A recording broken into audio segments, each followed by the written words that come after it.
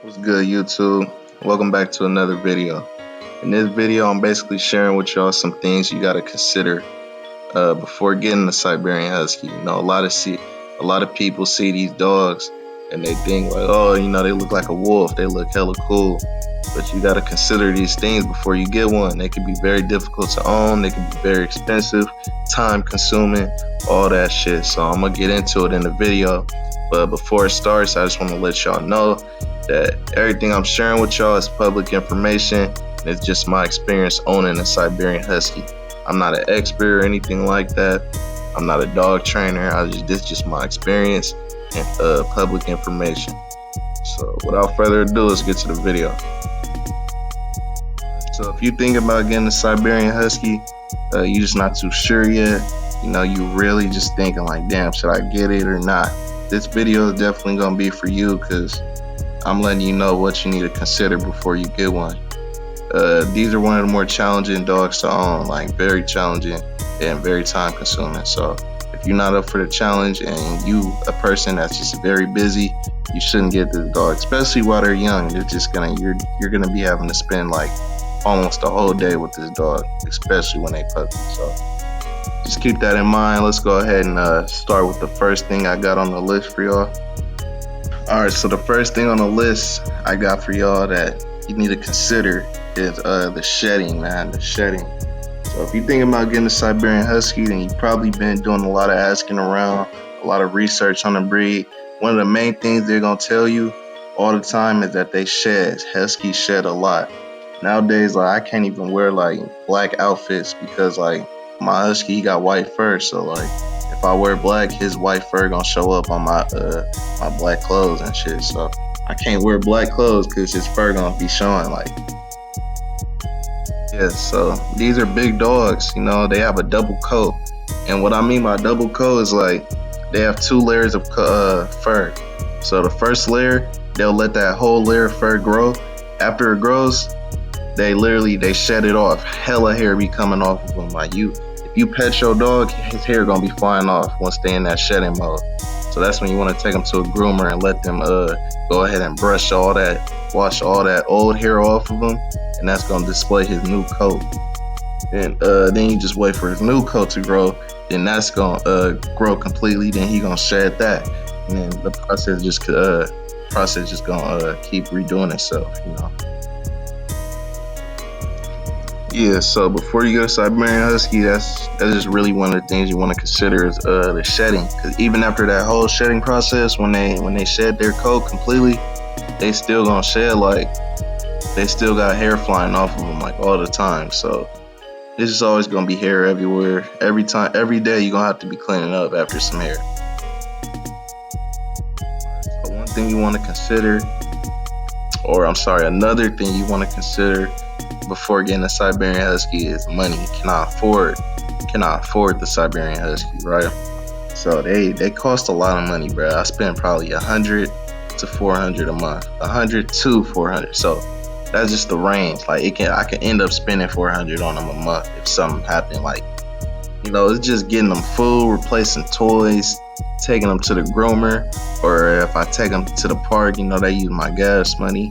Whenever I take him to the vet, he might do something in that month. He might do something, like he might swallow something. I see him swallow something. I'm like, damn, now I gotta take him to the vet because I'm worried about that, right? So I take him to the vet. Every time you go to the vet, that's gonna come out with a cost. So I recommend the day you get your dog, you want to get pet insurance. That's gonna help you out a lot. That way you just pay a monthly fee on the pet insurance, and every time you go to the vet, you're not gonna get these wild expenses because they just start adding shit, bro. Like you gonna go to the vet, they're gonna be like, oh yeah, your dog needs this, they need this, they need to get this thing for their coat, they need all this stuff, all these medications. They start adding on hella stuff, and that's why you want to make sure you find a good vet too that you can trust. That's not just about to try to get your money out of you, bro. There just be some vets, they'll just start adding on stuff that your dog, he do not need. He don't need this stuff, I'm telling you. But they'll end up saying like, oh yeah, he needs this, or you might want to get this. They're gonna try to persuade you into buying all this kind of stuff that your dog really just don't need. But all you really need for your dog, in my experience, is you want to get his first vaccinations for sure. You want to get all the vaccinations, all of them. You want to get the rabies shots, all the vaccine, anything they recommend as far as vaccinations. That's what I would get. Like even if they start adding on stuff, I'll get everything. Like for that first vet visit, they're gonna tell you hella shit you gotta get. I get everything for like the first 4 weeks. If you don't have to the vaccination thing, that's like they can get one vaccine like every week or something like that. And then you go back and you buy the next vaccine. And they got 4 rounds of vaccines to get. So like basically that first month of you owning them, you're gonna have to spend hella money on his vaccinations and like his the shit he need basically to survive. So that's if you get him as a puppy. Like I got mine at 8 weeks, so that's when you gotta get all their vaccinations, all the rabies shots, all that kind of shit. But it get expensive, it really do. So that's what I'm saying. You want to get pet insurance the first day. Like that's one of the first things that you trying to buy, bro. Is pet insurance. I'm telling you. Last thing that you really want to consider. This might be the most important thing. It might not be. I think it's the most important. You just want to make sure that you up for the challenge. And I mentioned this earlier. You gotta be up for the challenge of owning one of these dogs because it takes time, money, and patience, right? Like I said earlier, those 3 things, those are challenges. And you gotta just be able to take that challenge. Because if not, your dog, he gonna end up in the dog pound or something, or in the rescue because you ain't want to take care of him. So you gave him away. Now you gave him away to your friend. Your friend might give him away to, you know what I'm saying, his uncle or something. Now his uncle taking care of him. He got an abusive uncle. So his uncle actually hits the dog. His uncle used negative reinforcement or something. And it's all your fault because you bought the dog in the first place and you couldn't take care of him.